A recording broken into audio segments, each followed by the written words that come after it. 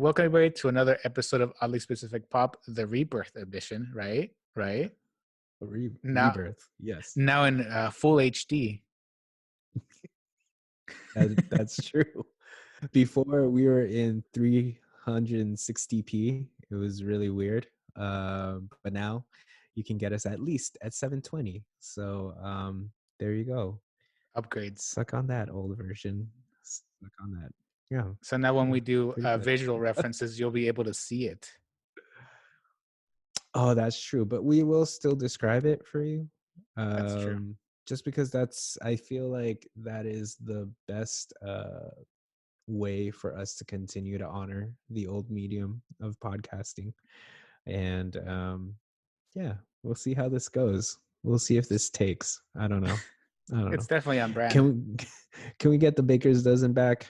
Maybe we'll get the baker's 50%. 6.5 listeners. The half listener is someone who is like listening but also like cooking in the background, I'm going to guess. So Yeah, I know who that one is. That's Jeremy. that's the OG way of listening to podcasts. It's true. It's true. That's Back to very true. basics. So we're Best back. Andy Bernard line ever.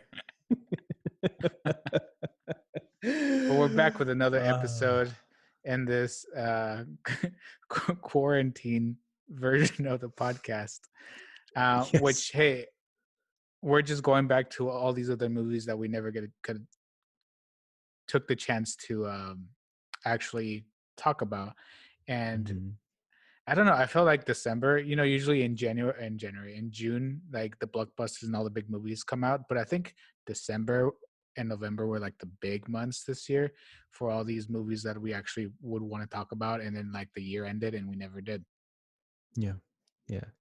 It was well, I think that this is maybe the first year that you and I were this was the first year that we did the podcast to begin with, but I think that sort of paying attention to Oscar films, films that maybe are of not just of general pop culture significance, but maybe of significance personally and maybe to the art form specifically. This is kind of like the first time we've really done that. And so because we're doing that, or that was sort of what happened, I feel like it kind of makes sense because November, December is usually prestige movie season. That's where you're usually getting the Oscar contenders. But I don't think we've had a run quite like this, where it Yeah. felt like the films were, I mean, even starting in, was the Farewell in August? I think it was. Farewell in August, Last Black Man in San Francisco, I think in July or August. Then you've got the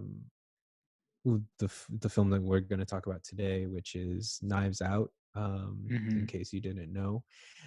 Parasite, I think, came out in October. Yeah. And then Little Women. Yeah. So Oh, and really, 1917 also came out that's right. way later in the 1917 year. came out. Then what else was an Oscar film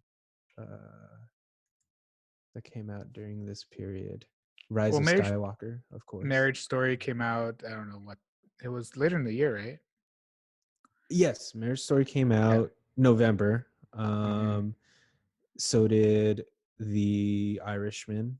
So both Netflix properties. Man, yeah, it was just a lot packed in at the end of the month there. And Netflix, so obviously jumping into the game. So that was really, really interesting. So yeah, That a was lot. that was surprising. They had two movies in the Best Picture nomination category: The Irishman and Marriage Story. Yeah, yeah, yeah. Really So interesting for them. 5.5 hours worth of movie between the two of them. 6 I never hours? watched I The don't know. Irishman. I saw the 3 hour runtime and I was like, not today. Yeah, I actually normally would. I feel like The Irishman is one of those ones that those types of films where you take the collective people involved. You've got Scorsese, De Niro, Pacino, oh my gosh, Joe Pesci. The Renaissance of Pesci apparently came about in this film, and so I would totally buy it, and I'd be totally into it. But yeah, 3 hours was that was asking a little much, and I don't know that there's enough out there. Regardless, I've heard it is a perfect script. I believe you, um, but I don't think there's enough in Marriage Story to make me want to tune in. And it's because I'm married. I love my wife, and I Hmm. don't want to see the dissolution of a marriage. I she and I watched an adaptation of a musical called The Last 5 Years, and that's like one of those iconic Broadway plays of I think of the last like 15, 20 years or so, and a phenomenal set of performances. Had Jeremy Jordan, Anna Kendrick in it. um i don't think I don't think I was able to get out of an emotional funk caused by that for like a month and a half. It was rough. Hmm. So no for me, but I hear it's great. I It hear is Marriage great, Story is and great. Adam Yeah. Driver, he just continues to deliver in all his films. Um, Mhm. he's a great actor. But I would agree. Marriage Story. I think you have to like go into it with a certain like in a certain mindset, and if you don't want to hear about divorce and all that kind of thing, probably not the best movie. So I Yeah. mean, but the best picture nominations this year, I was surprised because I watched most of these.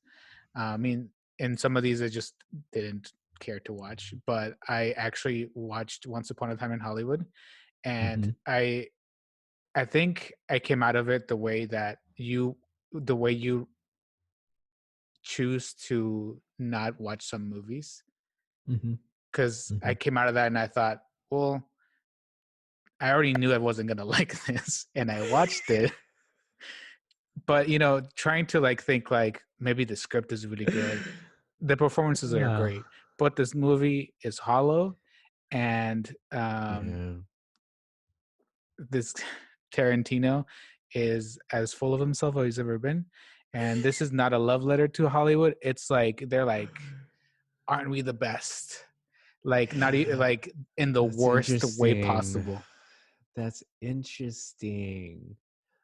I like that because I think that uh, obviously I haven't seen it, but I think that your read of the film is kind of it jives with a lot of things I've seen, where it Mhm. does feel like it's Tarantino at his most Tarantino, maybe Oh yeah, obnoxiously definitely. so, right? So if And people so like if Tarantino, they'll come out of it like, yeah, that was a great Tarantino film. But I was already sure. on the fence on Tarantino, which I'm like, are his scripts as good as he thinks they are? In my opinion, no. But I it's hard. It's hard to judge sort of like the way we receive them. I guess I'd have to go back and watch the ones that I really loved. Like Reservoir Dogs really got me. Like I remember the first time I saw Reservoir Dogs and I thought to myself like this is this is something special. I can't put my finger on it, but there's something really really awesome going on here. And then I know I enjoy Pulp Fiction, but I feel like I enjoy it more because Tarantino does that Tarantino thing where he loves LA in particular. He loves the South Bay, which is where I was raised. And so mhm, like I'll see a lot of plays like the diner scene was actually shot in Hawthorne. So like I've been in that diner. mhm. And it's those little touches that I'm like, oh, I'm really interested in this, because Tarantino grew up where I grew up. Um, but yeah, I'm gonna need to go back and I'm gonna need to go check it out because I think you're right, and it's really interesting that you framed it in this particular way because it's like if this is a love letter to Hollywood, um, it, it sounds very self-congratulatory. for a love letter, right? It's like I love myself and I am Hollywood. So, like Yeah. at what point do you sort of like start to separate those things? I don't think I have any real commentary to I mean, offer and I in mean, that and regard, but this I is, mean, it's interesting, like it, to frame it that way. yeah, I mean, and this is the last I'm going to talk about Once Upon a Time in Hollywood, because I mean, it's not a terrible film, but it's one of those movies that it felt like someone, in 20 years from now, after Tarantino stopped making films and it did, this is what a Tarantino movie is or was, this is what it would be. And it's not like I don't like Tarantino films. I liked Inglorious Bastards, specifically that first scene in that movie, how it starts with Christoph Waltz. He's a great actor, and he brings that whole sequence. Like I think it's one of the best shot sequences in any movie. But that doesn't. It's not. It feels like a parody of that to me. Mm, You know what I mm, mean? Like a parody of the best moments in his career. But anyway, mm. uh, Interesting. I wouldn't recommend it, but if you like Tarantino, maybe this is your jam. But I saw most of these movies: Jojo Rabbit, I saw Little Women, Marriage Story, 1917, Parasite, Once Upon a Time in Hollywood. So this is the most Best Picture nominations I've ever watched for any year. Even last year when we were doing the podcast, when we did the Right, Oscar right. episode. That's interesting. Hmm, I still feel like Knives Out deserved a nomination in the best film, which I guess we'll get to 100%. here. There were a lot of we didn't get to talk about the Oscars with everything going on, um, but Knives Out is one of my biggest snubs there. Ryan Johnson didn't get a directorial nomination either, right? It was only for I writing. don't think so. Yeah.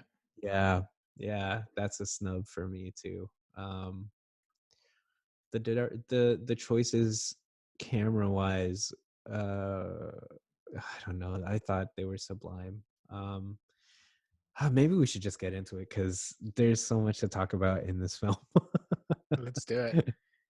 All right, you want to start us off with a little bit of a synopsis? With a what? Synopsis? Or Oh are we yeah, yeah. just gonna? Well, I mean, it's a classic whodunit. We haven't gotten one of those in a long time. I think a good one. I want to say. Mm, I mean, mm, Knives Out is a mystery film, and it's written and directed by Ryan Johnson, and it revolves around the murder mystery of like this is eccentric family, the Thrombys, mm. and kind of like the hijinks they get or the lead character gets as the story progresses. And it changes a couple times. Like any classic whodunit, it has a lot of mystery turns and twists and turns of who could be the person responsible for this murder or suicide. We don't know in the beginning of the film, but yeah, that's the basic story on this film.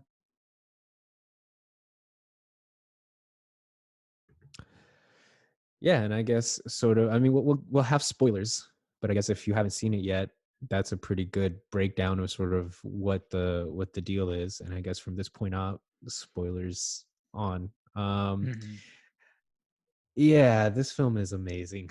um, I remember thinking to myself, I'm a fan of whodunits, but I'm a fan of a very specific whodunit, Clue in particular. Hmm.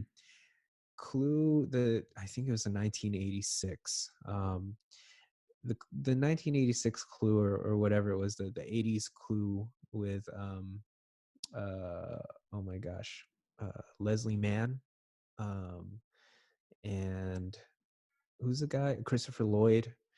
Um, it really is just like a great cast of comedic actors and giving you just a really wild kind of goose chase, right? Hmm. Um, the thing about this film that I think really honors Clue is that it has a sense of fun. Like, yeah, man, I don't think I've had that much fun in a film all year. All year. Like it was maybe Booksmart. Sorry. Booksmart might be the only one. But Booksmart's a comedy. It's kind of like it's directly marketed. It's a real easy to peg genre. Um, Ryan Johnson in Knives Out, close to Parasite, but not to the level of genre bending in Parasite. Really messes with genre Mhm. in Knives Out, right? And so he just peppers it with wonderful jokes.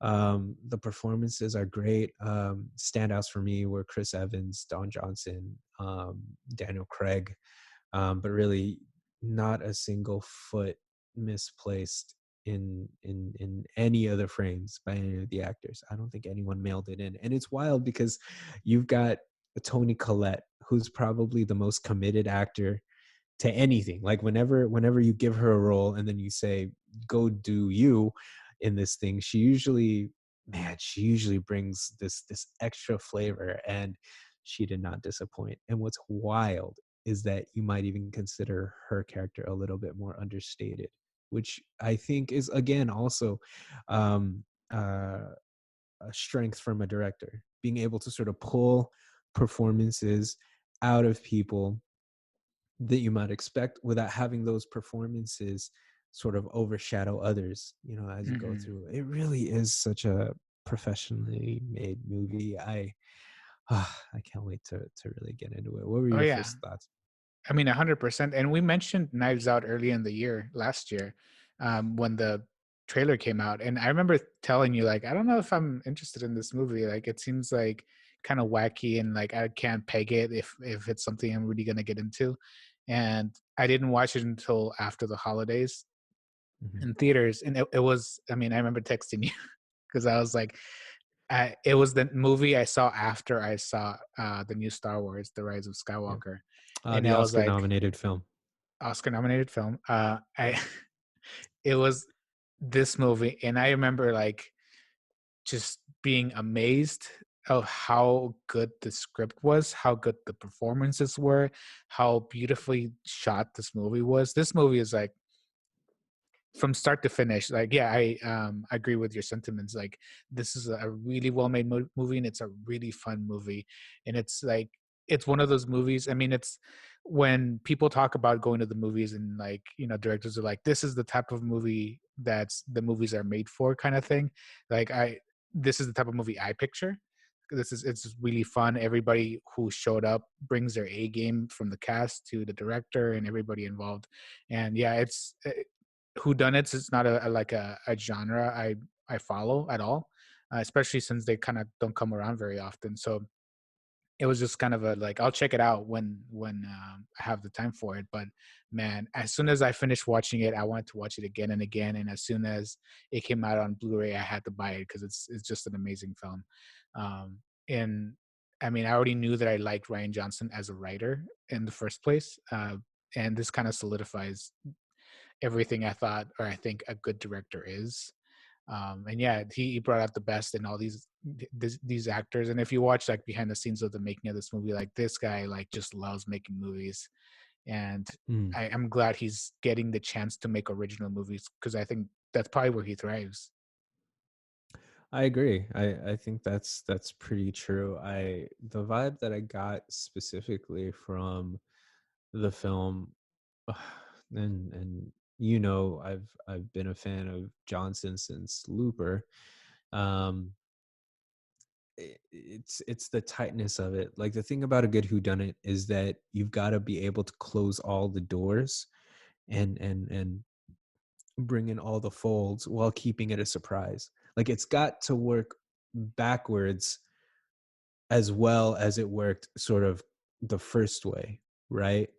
Like you can't watch the film, get the twist, and then go back and then pick it apart. Like it still works, Hmm. logically all the way through. And that's one of the most satisfying things about a good whodunit. I think about, and this isn't a whodunit, but I guess the twist works in the same way. The Sixth Sense. Like you can watch The Sixth Sense after knowing it and after knowing the ending and still know that it was correct the whole way through. And I feel like those stakes are somehow even higher, because that's the standard for a whodunit. You know, that's what you're looking for when you're watching that kind of film. And so I found myself just really relishing, delighting in how wonderful all of these things folded into each other. Um, and uh, I don't know, man. I feel like maybe the most enjoyable part of the entire thing was getting to the end and genuinely feeling like, okay, okay, I was served here tonight, you know, in this film, and not in a fan servicey cheap way, but in a way that maybe a master of the craft would properly serve someone. So it doesn't, you know, like you talk about, and I'm sure you might have some other ways to sort of contrast it to your experience with Rise of the Skywalker. I remember your actual words where this was exactly what I needed to cleanse my palate from that film. Hmm. And so like for me, oh, when we talk about sort of the critiques of Star Wars in general, it's that, especially over the over the sequels, so episodes 7 through 9, those films in particular really suffer from fan service, I think, and often usually like paying attention to maybe the parts that um maybe carry less soul, but also are maybe more loudly advocated for whatever reason, you know. um and I think that the way that Knives Out contrasts with that is that you leave the film feeling satisfied, like you got the ending you wanted, but it still feels like a surprise, and it Hmm. still feels like a gift, because all of it makes like there was an inevitability to it ending this way, even if it didn't feel like it. Um, you know, and so rewatches of Knives Out just continue to work. At least for me, they work just fine, because it's like it still feels like I'm being taken for a really fun ride, you know, Hmm. No, no, unlike 100%. the other stuff. So yeah. Yeah, yeah, and I mean, we already touched on it with the cast and everything, but everybody here, you know, I know that all these actors are like, you know, masters of their craft, and they're like actors. So it didn't surprise me that they all brought their A game, but it did surprise me is how well they worked together as an ensemble, because you Hmm. got some heavy hitters here. You know, it's not just like, you know, some random cast. It's like it looked like Ryan Johnson's like, who can I call that's like best case scenario, and maybe I'll get them. And just that's like his what is it, like his celebrity, you know, dream list of Right. actors, and he just got every single one, his dream team, Right. from Daniel Craig to Chris Evans, and I mean Jimmy Lee Curtis. I haven't seen her in something in a while. Michael Shannon, like all these are like big actors, and none of them like overshadowed each other. You know, seeing this Chris Evans first role outside of the Marvel universe that I've seen him in, because I know he's been in other things and he's done plays and stuff, but man, this guy, you know, he can do anything. I think. Like it's not just like Captain America that brought him through the last 10 years. Seeing him in this and like the level of work that he brought to this, it makes me excited to see him in other things that's not Captain America for the next 10 years. I thought he did amazing in this. Daniel Craig as well. I know Daniel Craig mostly from you know, the 007 movies and how much he kind of hates doing those. So like it's always been like that. I knowing that Daniel Craig hates being James Bond always brings those movies down, even though they're not like my jam anyway. But then seeing him in this, like, oh, this is why you hired Daniel Craig. You can tell he is in love with this like character in this movie. He brought everything to it. And I think the one person in this cast that I don't see a lot of people praising is, you know, Ana de Armas, and she kind of was the Hmm. co-lead in this, and I thought she did amazing. She wasn't like overshadowed by all these like big Hollywood actors, because you know she's done lesser known roles up to now, and I thought she did an amazing job in this, and it wasn't like I said, it didn't feel like she was overshadowed by any of these actors. I think Anna de Armas was a interesting choice to play this role for a few reasons, but mostly because when you watch it, I think that you're really treated to sort of the things that make Anna de Armas special. Like I've seen her in Hands of Stone, which is a boxing movie, and she plays sort of a tropey, tortured wife in the film. And I know she was in, oh my gosh, Blade Runner Hmm. 2049.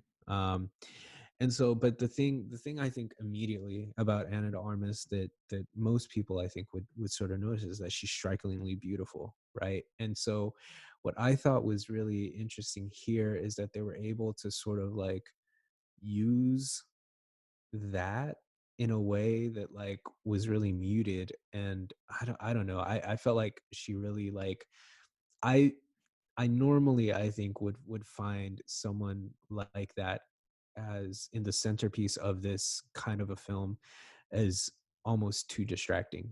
Like you'd be Hmm. like, oh, this is the starlet who everyone wants to cast in their next movie or whatever. um but I thought that Ryan Johnson again, you know was able to sort of craft a character for her, and then she delivered. I mean, it was a fantastic performance that made you forget it was Anna de Armas. Hmm. And it's because, I mean, for me, like in my mind, I've still got her as that wife from Hands of Stone, and thinking to myself like, well, totally forgot that's who's here. And I thought she gave a fantastic performance, but maybe it was because that character felt so familiar in terms of a retread, from other films of its like. I hadn't seen her in something like this, a little bit more robust and maybe more charactery, if we're being honest in that regard.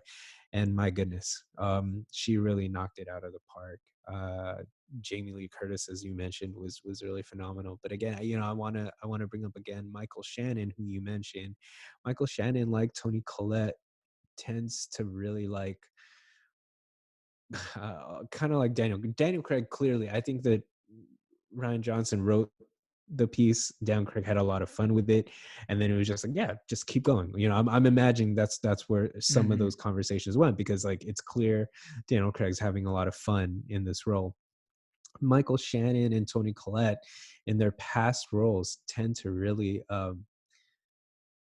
just really live in their characters in ways that are weird. Like they choose ticks, they choose weird expressions, they choose even their clothing and their mannerisms. These are things that they pay deep attention to, right?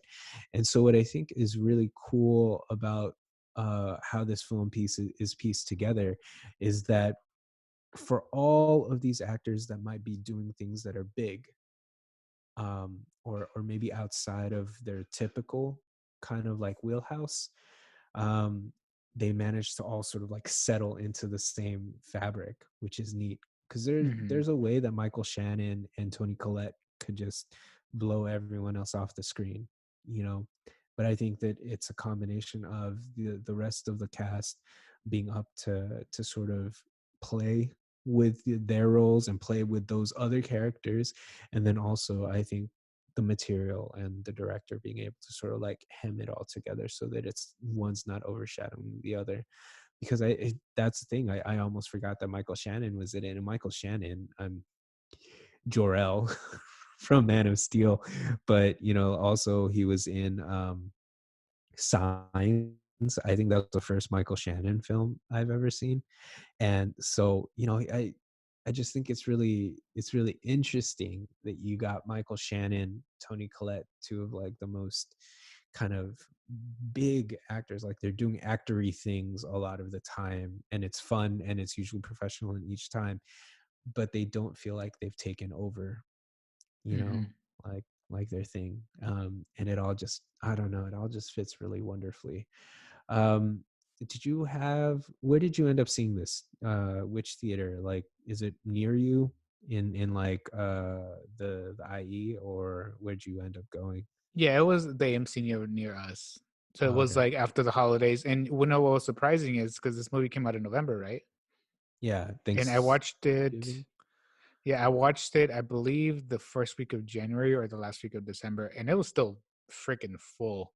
So, Yeah. like, this movie, it kinda, like, solidified, like, it got good buzz, Hmm. after, because it's not a big, it's not one of those blockbuster movies, uh, and still people came out and saw this thing, and so, yeah, I was very surprised that there was so many people there, so long after the movie was released. Yeah, it was really interesting for me. I saw it, I think, opening weekend, just on a lark. Carl and I were doing a um I can't recall if it was like a date day or something. Carell was treating me out to something, and unfortunately our plans didn't work out. We were gonna go to a park and play like frisbee golf. That would have been a lot of fun, but the lights were off, and so we decided to go watch a movie instead. And she treated me to Knives Out, and it was such a cool thing. The problem was we watched it in like downtown Beaumont or Banning, and it's kind of scary to watch out there. For folks who don't know, I do some immigrant rights work every now and again, and um, I actually was in the city of Beaumont during a sanctuary city fight with the city council, and let me tell you, it was not fun. And so, a thing in this film that is huge is the conflict rising to sort of reveal racism and in particular xenophobia towards Anna de Armas's character, who is of a unknown Latinx origin. Like it's never mentioned specifically, it's never specified, and I think that there's a point to why that does that, but it made my watching of that film really tense in a way that I don't think um, it'll always play. Because I was in there, I was in a theater in a town that I knew wasn't always receptive to immigrants and had residents who had shared some pretty awful things. Um, and so I thought it was really weird. And I was just wondering, like, there were parts of me that were like, I wonder if they're laughing at these jokes that are definitely jokes, but I don't think they're seeing, like, I'm wondering if those people recognize that the director's pointing at you. Like, those jokes are for me to laugh at Mhm, because I'm an immigrant, and I get that. And I'm supposed to receive them in this very particular way. But I think that you're laughing and you don't necessarily recognize that the finger's being pointed at you, that the light is being shown at you. You know what I mean? And mhm, so I thought that the that was the part of the film that made it really hard for me, I think, to just immediately be like, I think you should see it. This is one of those films where I felt like 100% I was gonna um, recommend it to everyone that I came across. But I felt like when it was coming to like people of color, and in particular folks that were immigrants and immigrants specifically from Latin America, like I felt like this was something I had to kind of be like careful with. Where I was like, mhm, look, there are going to be things that are said in this film that are triggering, um, that are not nice. And I think that you have to sort of like make the guess for yourself whether or not it's worth it. And I saw a really wonderful essay. I think it was in the New York Times by I believe it was a Mexican American writer who went to go watch it and did not find it very kind. And there have been other folks who've written. I've written a little bit about it. I can't speak specifically to the Latinx component of it all, but I do know that my response or my thing is like heavily caveated with this like, oh man, it's such a wonderful film. I think everyone should use it, but I think that there needs to be sort of like further discussion about sort of those specific thematic choices. mhm, And I thought that part of why I think that it's a success is Ryan Johnson managed to do it with a lot of grace and a lot of like finesse. And I feel like in a less capable writer and director's hands, Tarantino, those moments really, really do not turn out well. Hmm. Yeah, I don't know, man.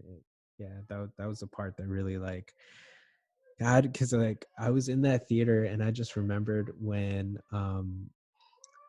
they talked about like anchor babies, and I was like, whoa, Hmm. whoa. And I like pushed back in my chair, and I just remembered like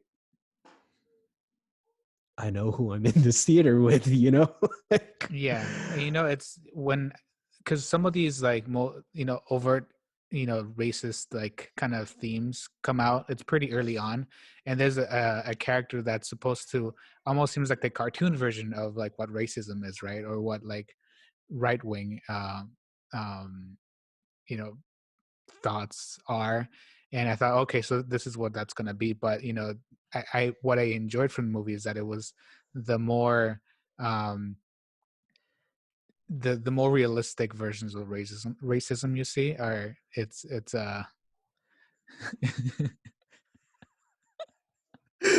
I'm sorry, I think we have a visitor in the booth. I saw her face coming out through the Oh, really? hi. Oh, say hi to your Ninong. Hi. Oh boy, we're gonna have to edit this out. Say hi. Say thank Hi. you. He got your letter and your painting. I did. Yeah. What? That is a pretty dress. That is a pretty dress. I Yeah. get the hint to Yes. compliment. That's true. Yeah, he says it's a pretty dress, Bubba. Say thank you. Can you sing him your song that you were singing me? She didn't even have to think about it. Yeah, no, when she says no, man, she really Hey, means it. decisive.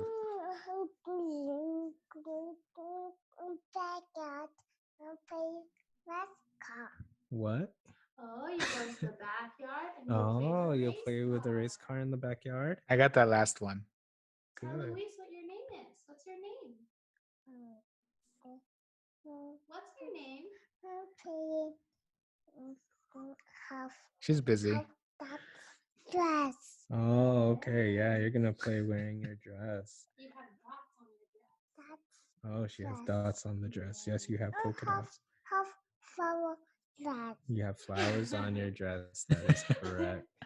Tell Louise, how old are you? How old are you, Bubba? Say 2. No, She does not want to answer our questions. that is green. Okay, honeybee, I'm almost done. You're gonna be able to hang out, and then I'll go Do outside. you want to play in your room while Daddy is recording?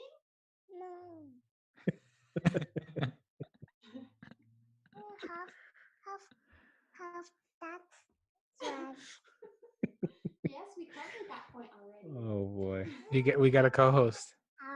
we do, we do.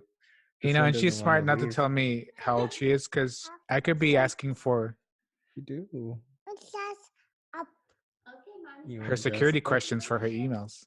Bye. Oh, oh, mommy's gonna eat. Okay, very good. Oh boy. I mean, if you want, we can end it here and pick up on Monday. Like, it's not like we're not on a set schedule or anything.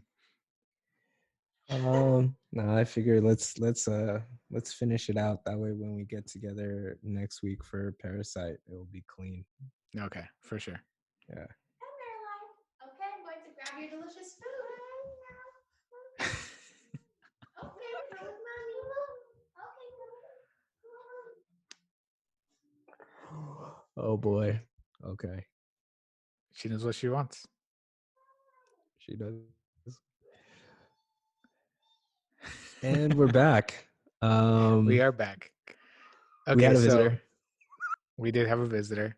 So what I was saying is that there's a character in this movie that almost seems like a cartoon version of like what racism is, or what like this kind of themes often tend to be in films. But then what you learn on later on is that they're more realistic forms of racism that you see that's not rooted in like black or white. It's more of like, you know, it's not that someone's like being like the bad guy.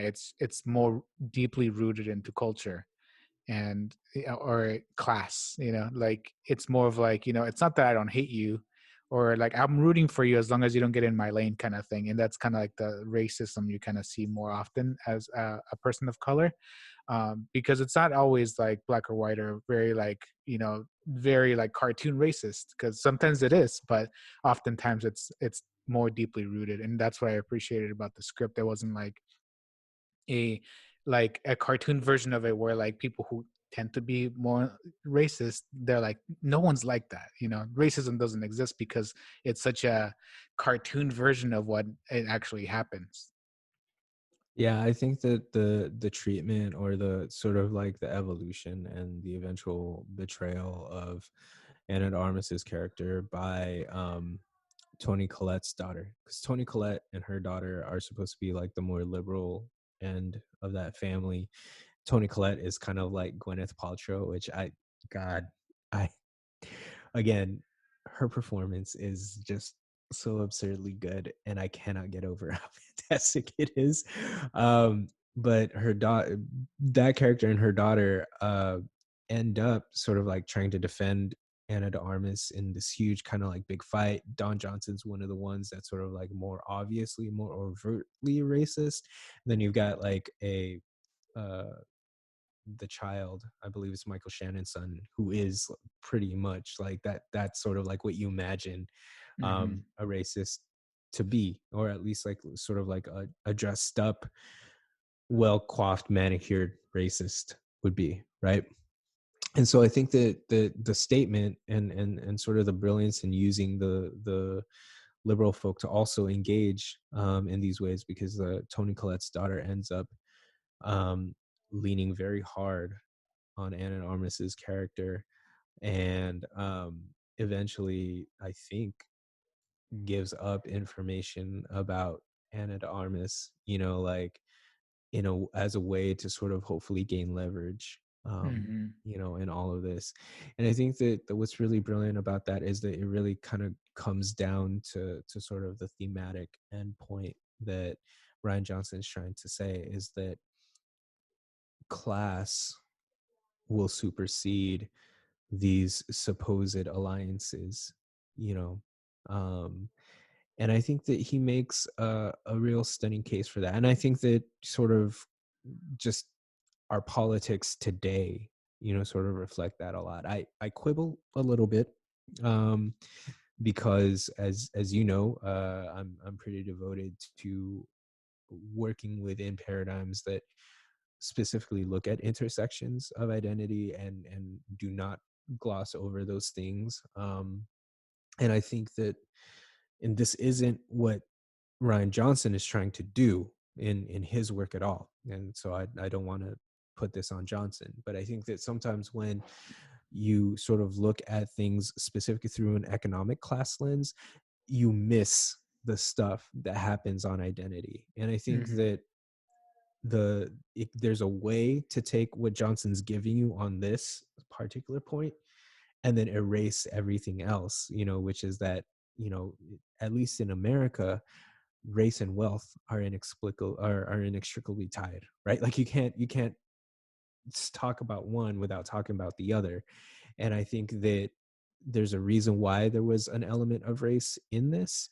And I think what Ryan Johnson is trying to say is that, look, even if you were to break into this upper echelon of wealth, or even like a mid-tier version, um, eventually when things start to fade, like if you threaten someone else's wealth, one of the first people to end up underneath the wheel would be the people who are not seen as white, you know. And I Hmm. think that that's an interesting and valuable thing for us to sort of like tangle with as a group. And again, that there was a part of me that was like, does everyone in this theater get that? Is everyone getting that? um I don't know. I hope, but that's not Johnson's like um, responsibility, because I think he gave everyone enough information to sort of like Hmm. get you to that point. Um, and I think that it was pretty brilliant. So yeah, man, I don't know. I love this movie so much. 100%. And I highly, highly recommend to anybody who hasn't seen it. And we kind of really didn't really hit on the twist anyway. So if you're still listening, you haven't seen the movie, you should definitely check it out because even based on just story wise, such a compelling story, such a great story. It the writing in this is very, very tight. And I think that's one of Ryan Johnson's strongest points. His writing. I mean, his directing is great too, but his writing is when you let him do the things that he wants to do with his scripts, he can work such great storytelling into his movies. So I'm glad that he's doing this. And Star Wars had it too good. He's too good for that for Star Wars. And I keep saying that. I don't And think I've got he was though. The thing for me that is really frustrating is that it's like, really, I think that when you hire someone like Ryan Johnson, you're right, you're hiring someone to blow up the conventions. You're asking for someone to really make a mess of Mhm, what you've already got. A great creative mess, of it. And so if you're not going to be committed to that vision, to sealing that vision in the final installment or in an ensuing film, when you know that there's a planned sequel, a planned third part, then that's the problem, because it's like, I do not know. I don't know what was going on behind the scenes with everyone. So it's quite possible that maybe Johnson just walked out, you know, mhm, and we don't know who is leaning on who, specifically on this.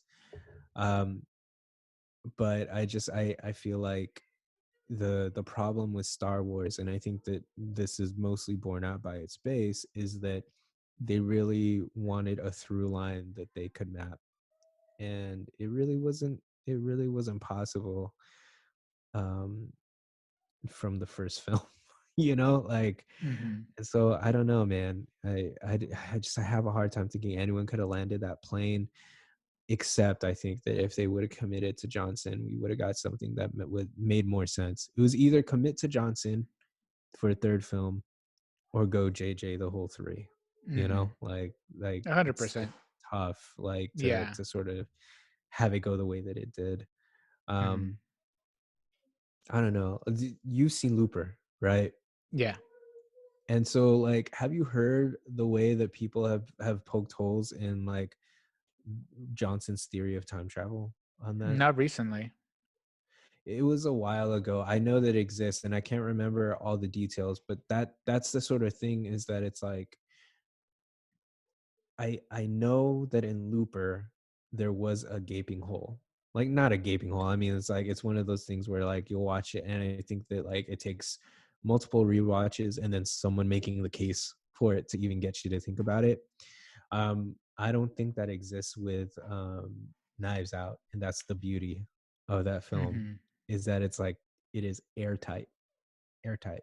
Nothing about it um is nothing about it sucks. Nothing about it is wasted. Nothing about it is wrong within the logic of its own universe, which is difficult. mhm, Um, as a writer specifically, whew, let me tell you, there's sometimes where I'll find myself in the middle of a story and I'm like, this, I think I took this way too far, and I know where I need to go. So what I'm gonna do is, if the map has me like this, I'm just gonna go like this, and it's cheap and it's not good. I would not recommend it. And Ryan Johnson did none of that. Ryan mhm. Johnson gave us the whole curve, and it was so beautiful. Yeah. If it wasn't for Parasite, which you and I are going to talk about for the next episode, um, I would be like, that this was the top film of the year. Maybe not my favorite film of the year. It's very close. My favorite film of the year is The Farewell, and then Knives Out, then Parasite. But if we're ranking sort of like best films, like Parasite just barely edges this one out. And it's really Mhm. funny because it has very similar thematic things to say about class, about culture, and about especially the forgotten. So yeah, man, I don't know. Is there anything else you want to add I mean, I think to your that's thoughts it. I about this mean, movie? I thought this movie was great. There's nothing else I can say about it. I think everybody should see it, especially if you want something that's a little bit different. It's that's not like what's coming out right now or that came out in the same year. But I thought, including this was a great year for films. Mm. And like I keep saying, I saw this after Star Wars, and I saw Knives Out, followed by Little Women, followed by Parasite. So, Oh man, what a great cleanser. oh my gosh, movie after movie, and then I saw Jojo Rabbit, which I really like too, but I think that's more niche. I wouldn't Mm, recommend that one for everybody. yeah. But yeah, I think what a year for film, and these are the movies that makes me excited to talk film, Mm. because they're original movies. They're something fresh, and they're not. And I mean, I love blockbusters as much as anybody else, but when these movies come out, it makes me glad that these movies still get made. Yeah. Yeah. I agree. What a great time. What a great time to be alive, except for other things that are happening right now.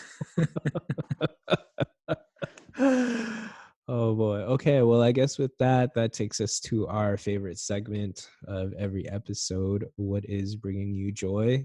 Lou, what's bringing you joy? Something that's bringing me joy this week is, I mean, we already talked about it off air. It's a video game out of all things. I'm not a huge gamer by any means. I play them once in a while, but going through this major life event that we're all going through at the same time, um, I saw Y2K. that, yep, Y2K, the 2012 UFOs. Yes. Maya 2012. But something I've been playing is Animal Crossing, out of all things, and Mm, it's mm, such a wonderful game. It's so calming and so soothing. It puts me to sleep. No, but it's a great game. If you want something to kind of like de-stress you a little bit, yeah. with everything that's going on right now, yeah, it's a great game. It has, I don't, at least I don't know, it doesn't have a goal or an objective. You just kind of chill and vibe in your own island until the end of time. So that's Nice. something that I've been enjoying thoroughly for the last week, and something that's bringing me joy. So, yeah, what's bringing you joy this week, AJ? Well, first, I wanted to tell everyone that since I can't afford a Switch, what I was telling Lou about Animal Crossing was that I was hoping to get into gardening myself and planting my own crops so that I could do Animal Crossing, but IRL. And as it turns out, it's equally as expensive apparently as a Switch. So I don't know. We don't know if we're gonna do that route yet. Um, so yeah, I'm living vicariously through Lou on that end. Um, what's bringing me joy? The biggest thing for me right now is just spending time with my family, obviously, and being able to I don't know, take in the little bits of culture. I think what's really cool about this moment, or I guess useful about this moment, is that I do have the opportunity to um, go back and watch things that I've never seen. That I, for whatever reason, I didn't have time or whatever. And so last night, actually, it was my turn to choose movie for movie night with my wife, and we decided to watch the 1970s classic comedy 9 to 5. Oh, I'm sorry, not 1970s, 1980s. Empire came out in 1982, right? Not sure. Strikes Back? No? When did it come out? I don't know, actually. Oh wait, no, Return of the Jedi is 83? Thought it was 87. I'm not sure. Okay. Anyway, it came out the same year that Empire Strikes Back came Mhm. out, and it stars Jane Fonda, um, Lily Tomlin, and in her, I believe, cinematic debut, Dolly Parton, who also won an Oscar for writing the theme song "Working 9 to 5." It is such a delightfully weird film, and the performances are fantastic. And seriously, like I was talking to a friend about it today, and my one takeaway, like Carell and I were both watching it, and we were just saying to ourselves, like, this thing just keeps getting zanier and zanier and zanier. Like every time I was just like, I can't believe this is where this film took us. Nope, they went someplace else. It just kept upping the ante.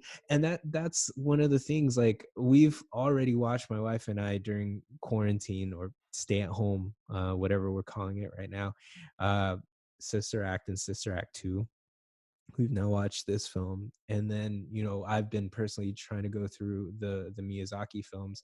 And the thing that I keep thinking to myself is how, in this modern sort of studio driven industry, you wouldn't get a film like 9 to 5, because the Mhm. premise is three women in a screwball comedy where the only other male lead is a total villain, um and they're trying to upend the system that is sexist, like, and they do it in ways that are just really wild, like really wild.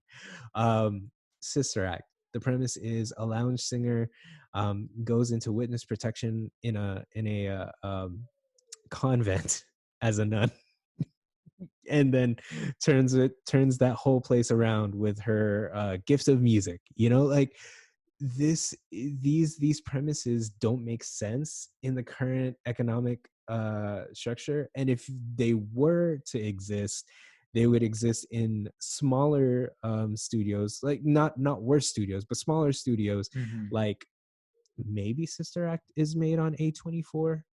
um who was the production house that did Booksmart? Maybe they're the ones that do 9 to 5. You know what I mean? Like, but they're Mhm. not your big major studios, and they're not going to be blockbusters either. Like, you and I talk about Booksmart, you and I talk about The Farewell, you and I talk about whatever A24 film, and Knives Out. Like, we'll talk about these films, but they're not necessarily blockbusters. And Mhm. as widely released and as widely kind of known Knives Out is, it apparently was kind of the peak of all of those, like, not prestige, but these kind of like more serious contained films were, like, I remember I was having a conversation right around Oscar time, and I was just like, I don't understand how Lulu Wang did not get an Oscar nomination in directing for The Farewell. And then the thing that was brought up to me was like, you know what? You're really the only person that I've heard talking about it. Like, it's a really small group of people. It's usually folks that are into pop culture to begin with, and that's kind of it, you know. Mhm. And yeah, it's consensus among those people, but it's not kind of known more broadly. And so it's really it, films like this are a gift, and it is kind of sad to me that we don't exist in a time where you could get these more green lit, and not only green lit, but also have them be more known. Like, you Right. could launch a career off of a film like this. So do yourself a favor, go see 9 to 5. You can get it for $4.99 on iTunes. $4.99, that's a great deal. Dolly Parton, Jane Fonda, Lily Tomlin. It's a good time. So yeah, that's what's bringing me joy this week. That's interesting. Yeah. I mean, this last week I also saw Cool Runnings with my wife. I've never seen it before. Hey, I've seen it like twice. It used to be on like KTLA all the time. I don't know Mhm. if you may have been too young for that, but when I was a kid, it was always on Channel 5. No. It's so great. So I've been having fun going Um, back to all these movies I totally missed growing up, even though I know of them. yeah, yeah. Very nice. Well, those are our recommendations for the week. Again, go see Knives Out, and Baker's half. We hope to see you next week where we talk about Parasite. Parasite. Yeah. All right. We'll catch you later. Peace out. Bye.